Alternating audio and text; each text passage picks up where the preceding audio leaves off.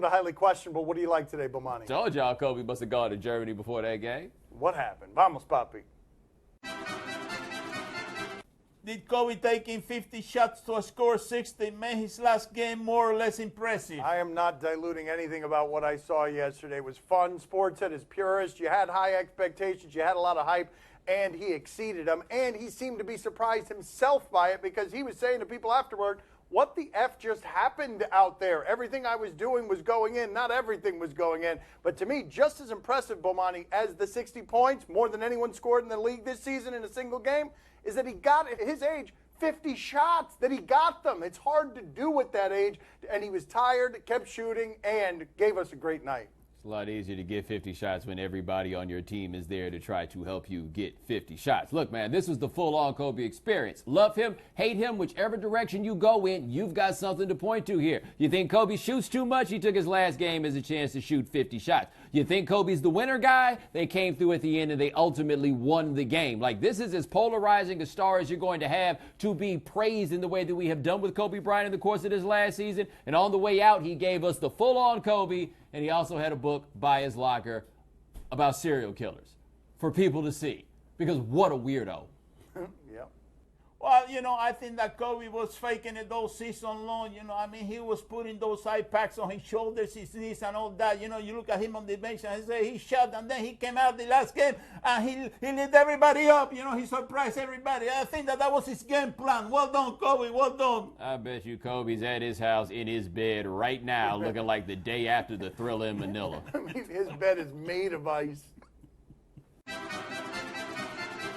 What was your favorite moment of the Kobe retirement party? Now, this as a party was pretty dope. You saw the video tribute before the game, stars from around the league. You had old Lakers like Pau Gasol and Derek Fisher, but I don't think anybody topped this retirement party like Adam Morrison did as he came out here in the DAP line from Kobe. Last time I heard, he was in a bunker. By the way, that is two-time NBA champion Adam Morrison to you, and he's here for this. Are you positive that Kobe knew who that was while he was hugging? No idea who that is. Who knows Adam Morrison without a mustache? You got a situation here, and this was fascinating to me as we watched it play out over the course of the year. Have it be warm at every turn, and at the end, have it be warm. Do you realize that he was a sociopath who prided himself on not having friends, who thought that being cutthroat was part of the reason that he won, who was really, really mean to teammates, and at the end we just sort of said, never mind. And the one person that had a hard time faking the emotion of the moment was Kobe Bryant. You saw him at just about every turn like, am I supposed to be crying right now? How do I become emotional? I don't know how to do this. I don't have the wires for it. Adam Morrison looked like a magician in Vegas, you know? He really did. Yeah, that's better than the last time I saw Adam Morrison at the NCAA tournament in 2008, and he looked like John Frusciante circa 1993. I don't mean that in no good way. Will we care that the Warriors won 73 games if they don't win the NBA championship? We will care enough to make them probably an eternal and memorable laughingstock, I think, Bomani. Do you remember that Mariners team that won 111 games? The blessing that they have is that basketball does a better job of measuring greatness and eliminating randomness in the playoffs. But you can't do this without finishing it off. The Patriots team that was undefeated is the best football team I've ever seen. No one else thinks of it that way because it lost the last game. Yeah, like if they didn't win this, the old people would compare them to the 1954 Cleveland Indians back when the Indians did things like be really, really good. Anyway, forget about 73 for just a second. How about Steph Curry going NBA Jam with the 3 3-pointers in a row last night? He made the first one, then he was heating up, and then the next thing you knew, he was on fire. Just like Kobe was gunning for all those buckets he can. Don't you think that maybe, just maybe, Steph wanted you to remember that he's the guy right now? He didn't just get to 400 threes last night. He was incredible. And now I'm going to do my impersonation of Michael Whitbaum. He loves Michael Jordan. Yeah. That's live coverage from Oracle Arena. It looked like that. should Rams fans be celebrating or mourning, trading all those picks to get number 1? By the way, shout out to whoever at the Rams was smart enough to realize that when they consummated this trade at 9:30 last night, they probably shouldn't announce it because no one in LA would know what happened because of the Kobe Bryant game. Now you wake up, you find out the Rams traded a bushel of picks to the Titans. In return, they're going to get the number 1 overall pick so that they can take a quarterback in a draft where not that long ago we all said to ourselves, I don't think there's a quarterback here that can start from week 1. So the Rams are in the worst situation you can be in this league. They really, really, really need a quarterback. They need to take care of that. But quarterbacks take time to develop, and the rest of that roster is win now. They have mortgaged the future for a dude that probably won't be able to help them for a while. This is a fairly amazing Thursday and a great regular season night of basketball when you consider in America's most popular sport, a transaction for a quarterback is getting buried by the basketball news. But here's what the Rams are doing. This isn't just because they need a quarterback. They need a face going into this new city. This is a marketing move as much as anything else. Basically, what they just did is traded for a whole lot of hope, popularity, and celebrity as they move to a new place. It's not just a football move. This is a business move as well. If only they realize if they really need a face of the franchise, it's going to be who that quarterback is handing the ball to. Like, you need a star, you got one. He's right there, and his name is Gurley. Well, if they need a quarterback who is a celebrity, you know who's available. Don't do it. I mean, that's right. Don't do it. Johnny Football is available. Oh, wow. He went off the board. Right, He went off the board. That's right. I mean, he is in L.A. Yeah, I thought he was going to go Tebow there or Manning. So afraid. Yeah, but usually when it's Manning, it's a little bit stiffer. Yeah. He's laughing. His neck is moving, so it's not Manning. No, okay. he just Now didn't realize you were telling him to do the neck impersonation. Right. Once he figured it out, he's right on board. Is Drew Rosenhaus being a good or bad agent by being so public about his termination of Johnny Football? He's being Drew Rosenhaus is all he's doing. He never had a quarterback client before Johnny Manziel. He repped Johnny Manziel for a couple of weeks, and now he's very loudly taken the moral stand, morality, always what you associate with Drew Rosenhaus, and said that he's got to get into rehab. He's got to get better, or I will not represent you. This represents rock bottom for Johnny Manziel right here when Drew Rosenhaus doesn't want to be associated with you. Now, to be fair to Drew Rosenhaus on this one, how much money has Johnny Manziel made Drew Rosenhaus as of now? What commission has Drew Rosenhaus gotten out of this? Oh, not really. He's being a really good agent right now for Drew Rosenhaus. Now, putting this out here publicly, who knows? Maybe that's the thing that'll make Johnny Football come around. I have no idea, but this is definitely him trying to play the Jerry Maguire role of the I love you agent, when in reality he's playing the I haven't made a dime off you and I never will role. Wrapping it in I love you. That's tremendous. Drew, you shouldn't go public. If you got something to say to Johnny Football, you go to the club and you tell him, yourself. That's the way you do it. Are we sure that he has told Johnny Bomani, or did he just tell us and that's the way Johnny found Something out? tells me Johnny's not taking his calls. Are we sure that Johnny even knows that Drew has fired him? Coming up next on my son's TV show, we talk to Penny Hardaway. Did you know that Kobe held a grudge against you his entire career because you didn't give him an autograph, evidently, when he was in high school? Or is this the first you're hearing of this?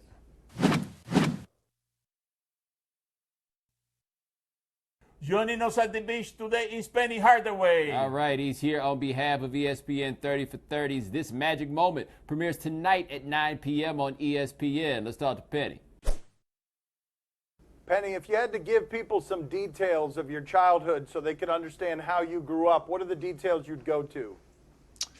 I would go to being raised by my grandmother, being an only child, and just basically being on the streets of Memphis, having to deal with gangs and drug dealers and through all of those different adversities that you have to go through as a kid, being born in a neighborhood, and just using basketball as a way out and a way to get away from all of that. Well, you talked about all the things that Memphis had that could be troublesome. How did she keep you out? Yeah, my grandmother was really, they couldn't play around. You had to be disciplined. You had to do what you were told. If you did anything wrong, then you're gonna basically get a beating. And it wasn't talking or time out. It was a beating. So my grandmother, one time I skipped school. One of my friends talked me into skipping school, and I knew that it was the wrong thing to do. And she came home and she asked me the question, Did I skip school? And of course I was like, no, I went to school, and she had already known, and that was like the worst beating that I've had in my life from my grandmother, because she didn't play. She found out through the neighbors that I didn't go to school, and she had to make an example out of me, and believe me, I never skipped school again. Can you give us the one guy that Penny Hardaway, either inside his locker room or outside it, was not going to trifle with? One guy that you simply knew, look, I'm not going to get on that guy's bad side. Shaq. That guy is 7 foot, 300 pounds. You don't really want to mess with a guy that big. You get him angry, there's nothing you can do. Were you wounded at all or hurt at all when Shaq left about, some of the things that he said that weren't the most respectful things? That he could turn Kobe into you, or that he could turn Dwayne Wade into you. Were you hurt by any of that? No, absolutely not. I was hurt that he left, because I thought that we had unfinished business, and that I thought that we were going to have a very long career together. But I don't know where I was when he was saying these things, because I never heard him when I was playing. Like, I'm just now starting to hear these things. And Shaq recently, when we were doing the 30 for 30 piece, was saying that he apologized because of, he had a big ego, and he shouldn't have been that way because of how close we were. But when we played together, everything was smooth. I just don't remember all the negativity when he left. I just thought he left because he wanted to have a better career in L.A., and he ended up winning 3 rings there. So, that's why I was hurt, because he left. Correct me if I'm wrong, you guys were both at the Olympics when you found out that he was going to L.A., right? Yes, we were at a press conference in the Olympics, and they asked me the question, how does it feel now not to have Shaq, or with Shaq being gone? And I was like, well, if that's the case, I was answering like he was still with the Magic. If that's the case, then I wish him well. But they were like, no, he's really gone to L.A. And I was like, wow. I was taken back, because he never came to me to tell me that he was going to do it. And the first time I heard about it was from a reporter during the Olympics that was in that interview. Did you know that Kobe held a grudge against you his entire career because you didn't give him an autograph, evidently, when he was in high school? Or is this the first you're hearing of this? I have to clean that up, because Kobe never asked me for an autograph in my career. I do remember meeting Kobe in Philly after a game, and he asked me for some advice. I didn't know who he was, because I had never heard of Kobe Bryant, and it wasn't a slight on him, but I wasn't into high school sports as much, and I had never heard of Kobe. And he asked me, should he go to the draft? And I was like, out of high school? And I was like, well, I don't want to give you bad advice. I don't think you should. And he was like, well, they say I'm going to go lottery. And I said, if they're saying you're going to go lottery, then you should go. And that was my statement in my conversation to Kobe. He never asked me for an autograph. I was never rude to him. And I was really taken back that he said that, because Kobe and I have interacted over the years, and he's never mentioned that. I never knew he had a hidden anger towards me, but I never was mean to him. So I don't know how he got that story. Maybe he has it mixed up, but I remember totally what happened that day. Penny, thank you for being on with us. We appreciate it, sir. Thank you for having me. Like me, because I think I'm Kobe. Watch me hit the strip club. Make it rain like I'm Kobe. Industry full of lames. I play the game like I'm Kobe. And since I think I'm Kobe, my chick don't like to know me. This is for them people that be thinking they Kobe. This broadcast from the Clevelander Hotel on beautiful South Beach, Miami. Time to play the game that wishes he had a daughter. Do you question? So she could date me. You give us topics and events, and we question them. Do you question if we have ignored the most impressive NBA moment from last night? All right, I don't think we have, but they tell us it's a clip from the Pelicans and the Timberwolves. It's at the end of the game, and it's Kendrick Perkins, who has never made a three-pointer in his NBA career. Timberwolves scored like 150 last night. Oh, Kendrick calling for the ball. Wow, at the Kendrick! buzzer. Oh, how much does this game matter? Look at this celebration for a three-pointer that appears to have brought them within, not even 20. It didn't even get them to 25. Oh, but look at Kendrick, though, calling for the ball and then celebrating. Yeah, first three-pointer, I knew that was going in. Why? Wow, he looked much better than the way he looked the other night. When? When was this? Well, Monty, you love to do this. How old is Kendrick Perkins? 31. Wow. He's 31 years old. A mere 31. That didn't work so well. He couldn't score at an empty gym with a ladder. That's a good one. Do you question if Giovanni Cespedes' fielding is improving? Last time we checked in on him, I believe, was in spring training. He was calling for a ground rule double on a ball that was right in front of him. It allowed an inside the park home run. What do we have here? 10th pitch of the at-bat for Blevins. Where is he? Center field. Lost in this. Ichiro still in the league. Oh, he's playing left. Oh. Oh, I mean, that would have been a great catch. That was good effort there, Bomani. No regard for his Like, body or anyone else's This body. is when you decide to go the extra mile. Oh, man. Like, Let's see. of all the times to decide, you know what, Right. I'm going to do way more than that which is required. Wow. How about old Boston Bruins guy right there getting a knee to the neck? How about your clavicle right here? How about the broken? fact that nobody anywhere near that ball actually knew where it was to try to make a play on it? The people who made the strongest plays on the ball were the farthest from it. That wasn't even the most entertaining foul ball from yesterday. Wow, Look at this my one. father's got a foul ball video collection. That's right. Wow, just from yesterday. Popping it foul and Oh, here we go. finds it. Yeah, there it is. Okay, where is it? Up there. Yeah, as I said, when do you stop being afraid? He's after it first. Okay, and wow, he's pantomiming the whole thing out there. And why does AstroTurf sponsor their field? Why is there an Astro? We know it's not grass. Do you question if these riders were being safe? If it's on our show, what are the chances these riders were being safe? Let's see. Wow. Yeah, that seems unwise. I mean, are those animals? What's happening there? Wait, what? Wow, one helmet between the four of them. Look who gets it. They're hustling backwards right now. I mean, where are they going? That's where I like. What's the destination? That was a bad idea. That was a bad joke. Anybody do anything like that again, and I quit.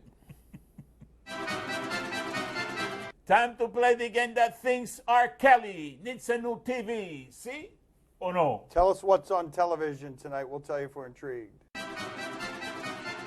On Fox Sports Southwest tonight, the Orioles at the Rangers. I really dislike that new producer voice. Let's see. Do we have a clip here? Do we have a new clip here of Orioles, of Rangers? Oh, those are the Orioles. That's the first thing to go wrong for the Orioles this year right there. But it went very wrong. Let's see that again in slow motion just to irritate Pomani. Yeah. Where's your laughter? Hold on. It's coming. Oh!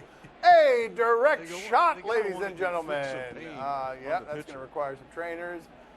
Some of that freeze-it spray, all that stuff. Bomani, are you intrigued? They got to send that pitcher down to the minors after that, right? Like, clearly you're not capable of pitching in the major leagues. If you're out here making your teammates unsafe, you can't come back until you start looking out for your fellow man. Demotion. Poppy, are you intrigued? Oh, see, I'm very intrigued. This time was a catcher, but I prefer umpires. Yes, let's play a montage. That's good, Poppy. Woohoo! There's one. Yes, two. Take me out to the ball game. Am I allowed to sing on? No. I'm so ashamed of this. Yes, thank you. Thank you, everybody. Look at that. That guy fell straight on his back. Oh, there it is. Bomani's not over yet. Don't. Yeah, do not stop covering your face. There it is. Oh, that is my favorite. The tainted That got him, yeah! It's not the it's that they had to break out the stretcher. Them dudes are trying to get that stretcher off the field as fast as possible. They appreciate what an emergency it is. Well, these sociopaths you were over here. laughing at it just like we were when it got to the stretcher. Tonight on NBC, Strong, produced by Sylvester Stallone. The voice is grating. It's a grating producer's voice. This guy's about my father's age, Sylvester Stallone. It's a show about fitness. What do we have here? 10 women I am a mom of 4 kids. It's hard to find time to work out. will be paired with 10 of the country's top male trainers. I've trained Emmitt Smith, Troy Aikman, Deion Sanders, and Vince Young. They'll work as a team. What do you got in your tank? I need help, Devin. Strike the floor, strong leg, all day. Each week, they'll compete side by side Oh, get that range. in epic strength and conditioning challenges Go. that will put every muscle to the test. They will turn weakness into strength. In the end, one team will be crowned the winner. Congratulations. and take home a cash prize of up to $500,000. Yeah, way to not give up! But only after they've shown the world I will get up harder and faster than anybody! what it means to be strong. Sylvester Stallone, terrible at voiceovers. I'll be eating nachos. Bomani, are you intrigued? First of all, why all them dudes were so greasy? That's the other thing, too. You win $500,000. You know what you can do with $500,000? Buy a lot of junk food. Bobby, are you intrigued? Oh, see, I'm very intrigued because Sylvester Stallone, you know, I mean, he's an old guy just like me, and I'm telling you one thing, he's in good shape, I'm in good shape, we're in great shape, so I got to support this show that he's putting up in the air. I'm telling you one thing.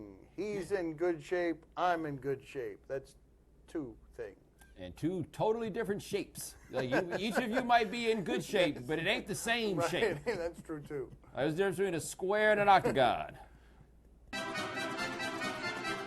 That's all the time we have for today. Thank you for watching. Right time with Bomani Jones, ESPN Radio, every day, 4 to 7 Eastern. Thanks for watching. Gracias. See you mañana. Oh, look at this, Bomani. How about some of this? Here is something right Bigger there. than you thought, huh? Yeah, Look at that, have huh? some of that. I It's think you need to hairy. stop slapping that and start combing it. Yes, don't hurt yourself, Poppy, please. Let out your breath.